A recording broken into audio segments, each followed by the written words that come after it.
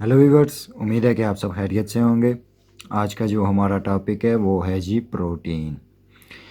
यह लेक्चर आपके लिए यूट्यूब पर इब्राहिम एकेडमी की तरफ से डाले जा रहे हैं। अगर आपको इस लेक्चर में कोई भी प्रॉब्लम हो तो आप हमें कमेंट में पूछ सकते हैं और हमारे चैनल को सब्सक्राइब कीजिएगा।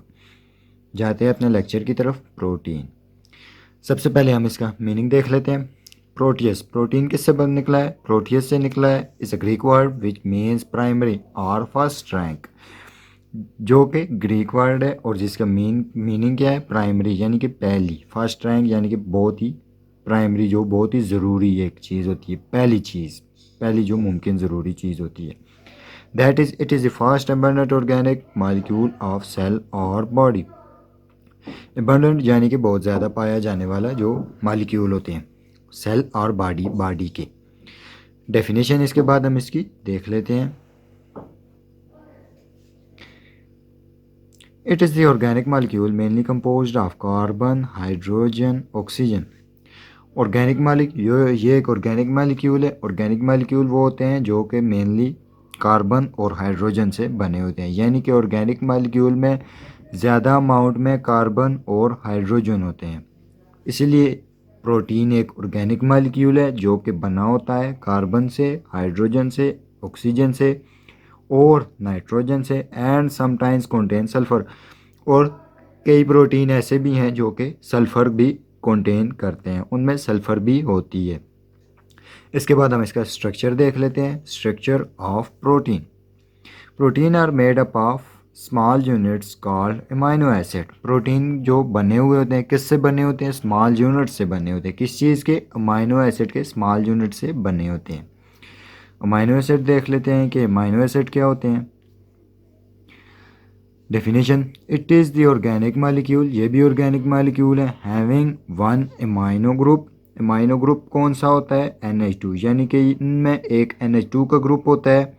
वन कार्बोक्साइल ग्रुप, एक कार्बोक्साइल ग्रुप, ये कौन सा होता है? COOH।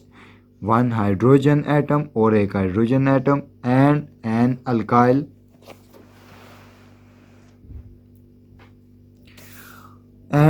अल्काइल ग्रुप आर, और एक R group attach to the same alpha carbon. एक कार्बन सेम अल्फा कार्बन, यानी कि अल्फा कार्बन बीच में कार्बन होता है और उसकी एक तरफ अल्काइल ग्रुप, एक तरफ हाइड्रोजन, एक तरफ एमाइनो ग्रुप और एक तरफ कार्बोक्साइल ग्रुप। ये मैं आपको इसका स्ट्रक्चर बताता हूँ अभी। नंबर देख लेते हैं।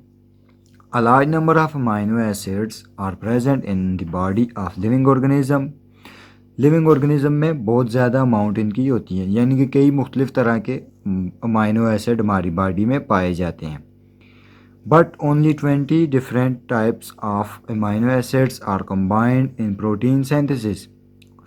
और कहता है कि जो प्रोटीन सिंथेसिस में जो प्रोटीन की बनावट है उसमें जो मेजरली हैं वो है जी 20, यानी कि बहुत ज़्यादा जो पाए जाने वाले हैं वो 20 अमाइनो एसिड ऐसे हैं जो बहुत ज़्यादा प्रोटीन में पाए जाते हैं। स्ट्रक्चरल फार्मूला देख लेते हैं जी।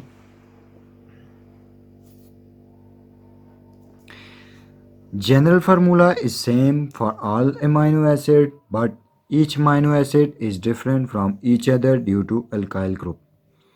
इनका जनरल फार्मूला यानी कि सेम होता है। कहता है कि जनरल फार्मूला यानी कि ये सेम होता है, सिर्फ इसमें डिफरेंट किन चीज़ों का होता है? सिर्फ आर ग्रुप का डिफरेंस होता है। किसी में आर ग्रुप के ज़्यादा मेंबर होते हैं, यानी कि कार्बन बहुत ज़्यादा इसमें होते हैं, जो अल्काइल ग्रुप है वो बहुत ज़्यादा होते हैं, किसी में कम होते हैं। और सिर्फ इसी के डिफरेंस की बना पर ये एक दूसरे से अमाइनो एसिड्स डिफरेंट होते हैं। इसके बाद हम देख लेते हैं जी पेप्टाइड बॉन्ड। पेप्टाइड बॉन्ड क्या होता है जी? Peptide bond is a bond formed between the carboxyl group of one amino acid and amino group NH2 of another adjacent amino acid। यानी कि पेप्टाइड बॉन्ड का ये कहता है कि दो अमाइनो एसिड को जो बॉन्ड जोड़ता है वो होता है पेप्टाइड बॉन्ड। और ये इसमें बता रहा है कि एक अमाइनो एसिड का एमाइन ग्रुप और दूसरे अमाइनो एसिड का कार्बोक्साइल ग्रुप, दोनों जब एक दूसरे से अटैच होते हैं तो बनाते हैं पेप्टाइड बॉन्ड। स्ट्रक्चर में देख लेते हैं इसके पेप्टाइड बॉन्ड के। ये इधर एक अमाइनो एसिड है जिसका ये कार्बोक्साइल ग्रुप है, ये दूसरा अमाइनो एसिड है जिसका ये इमाइन ग्रुप है। यहाँ पर ये OH प्लस H ये दोनों इधर से रिमूव हो जाएंगे और ये बॉन्ड बना देंगे और प्लस वाटर, यानी कि एक वाटर का मॉलिक्यूल रिमूव हो जाएगा और इन दोनों के बीच बॉन्ड बन जाएगा। ये बॉन्ड क्या कहलाता है? Peptide bond. और ये प्रोटीन में पेप्टाइड बॉन्ड होता है, अमाइनो एसिड के अटैच होते हैं और अटैच होते होते ये एक स्ट्रक्चर बनाते हैं जो प्रोटीन होता है। इसके बाद हम फंक्शन ऑफ प्रोटीन देख लेते हैं। Protein perform various function that is source of energy, यानी कि एनर्जी की सोर्स ये किस तरह है।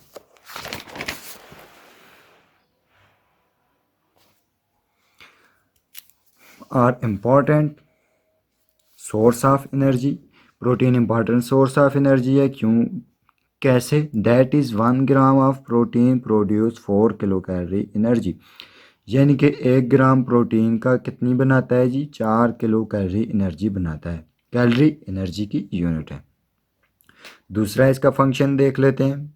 Act as a building material, यानी कि लिविंग ऑर्गेनिज्म को बनाने में ये किस तरह अपना रोल प्ले करता है। Protein are structural and building material of cellular membrane, यानी कि सेल के जो मेम्ब्रेन होती है, सेल की जो मेम्ब्रेन्स होती हैं, सेल मेम्ब्रेन, उसको ये प्रोटीन बनाते हैं। इसके बाद नेक्स्ट इसका फंक्शन देख लेते हैं जी। मसल कॉन्ट्रैक्शन, मसल कॉन्ट्रैक्शन में ये किस तरह हेल्प करता है। मायोसिन एंड एक्टिन ये दोनों प्रोटीन हैं। Proteins play an important role in contraction of muscle and movement. हम मूव करते हैं वो क्यों होता है? क्योंकि हमारे मसल्स कॉन्ट्रैक्ट और रिलैक्स करते हैं, जिसकी वजह से हम अपनी टांगें, बाजू और खुद को हम बिल्कुल जैसे चाहें मूव कर सकते हैं। और एक्टिन और मायोसिन कॉन्ट्रैक्शन, मसल की कॉन्ट्रैक्शन में हेल्प करते हैं और ये किससे बने होते हैं? प्रोटीन से ये मेनली बने होते हैं। इसका हम नेक्स्ट पॉइंट देख लेते हैं। Act as a oxygen transport, oxygen किस तरह ये ट्रांसपोर्ट करता है। हीमोग्लोबिन जो कि प्रोटीन है, मेनली हीमो यानी कि हीम यानी कि iron, globin protein, globular protein, protein है present in the red blood cell, red blood cell में, यानी कि खून के इनसाइड जो सेल होते हैं रेड ब्लड सेल, उनमें उनके ऊपर पाया जाता है। Help in the transport of oxygen, और ये क्या करता है, इसका काम क्या होता है? ऑक्सीजन की ट्रांसपोर्ट करता है। इसके बाद हम इसका नेक्स्ट पॉइंट देख लेते हैं जी। Structural formation, structure formation, protein also form various structure like nail, hair, skin etcetera. Protein क्या क्या बनाते हैं जी? नेल नाखून, हेयर बाल, स्किन और हमारी जिल्द, ये प्रोटीन उसकी बनाने में भी हेल्प प्ले या अपना रोल प्ले करते हैं। नेक्स्ट इसका पॉइंट देख लेते हैं जी। कैटलिस्ट, कैटलिस्ट क्या होते हैं? कैटलिस्ट किसी भी रिएक्शन को तेज़ करते हैं, उसको उसकी काबिलियत को ज़्यादा बढ़ा देते हैं। और ये प्रोटीन कैटलिस्ट कैसे है जी?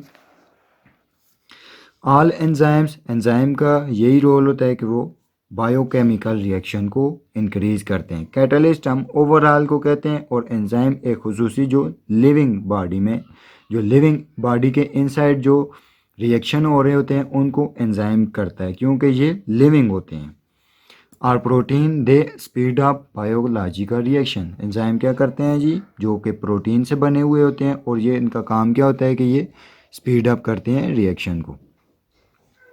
रेगुलेटर, रेगुलेटर क्या है जी? सम हार्मोन्स, हार्मोन्स जो कि मेनली बने होते हैं किससे? प्रोटीन से। एग्जाम्पल इंसुलिन और protein which regulate biochemical reaction. Insulin क्या करता है? इंसुलिन का ये मेन फंक्शन है कि ये ब्लड के इनसाइड जब हम कोई भी खुराक खाते हैं तो उसके ब्लड में जो है शुगर इंक्रीज़ हो जाता है और इंसुलिन का काम है कि वो शुगर की अमाउंट को ब्लड से डिक्रीज़ करता है और मसल में स्टोर करता है। इसीलिए प्रोटीन रेगुलेटर यानी कि मेटाबॉलिक बायोकेमिकल रिएक्शन को बहुत से हार्मोन रेगुलेट करते हैं, यानी कि कम या ज़्यादा करते हैं। डाइजेस्टिव एंजाइम, डाइजेस्टिव एंजाइम कैसे है जी? Protein the digestive enzyme are proteinaceous, which play an important role in digestion process. Digestion process यानी कि कहते हैं कि एंजाइम जो कि डाइजेस्टिव एंजाइम जो कि डाइजेशन में हेल्प करते हैं वो भी ज़्यादातर प्रोटीन से ही बने होते हैं और उनका काम होता है डाइजेशन को इन्हेंस करना, उसकी स्पीड को तेज़ करते हैं, डाइजेशन को तेज़ करते हैं।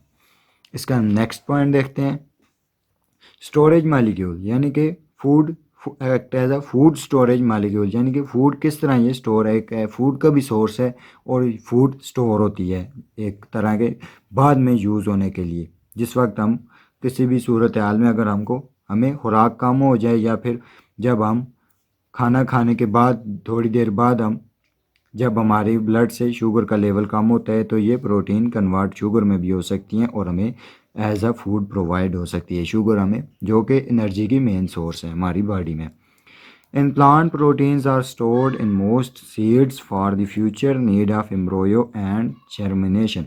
एम्ब्रोयो यानी कि ये बाद में जो सीड से निकलता है और उसकी जर्मिनेशन यानी कि उससे बनने के बाद उससे जो नया प्लांट बनता है उसको ये प्रोटीन यानी कि सीड के इनसाइड प्रोटीन स्टोर्ड हो जाते हैं और जब एम्ब्रोयो जर्मिनेट यानी कि बढ़ता है, ग्रो करता है, तो उस वक्त ये प्रोटीन यूज़ में आ जाते हैं और उसको एज अ फूड प्रोवाइड करते हैं, क्योंकि उस वक्त वो बढ़ रहा होता है और उसके लीव्स नहीं होते जो फोटोसिंथेसिस का प्रोसेस करें, और उसको बढ़ने के लिए और लीव्स प्रोड्यूस करने के लिए उसके पास सीड के इनसाइड फूड जो कि प्रोटीन की फॉर्म में स्टोर्ड होती है, लिपिड की फॉर्म में, कार्बोहाइड्रेट की फॉर्म में उसमें स्टोर्ड होती है, जो कि फिर वो जर्मिनेट करता है और उसके बाद लीव्स राइज होते हैं और वो खुद अब फोटोसिंथेसिस के ज़रिए अपनी फूड प्रिपेयर करना शुरू कर देता है। उम्मीद है कि आपको ये वीडियो पसंद आई होगी। हमारे चैनल को सब्सक्राइब, लाइक और कमेंट करना ना भूलिएगा।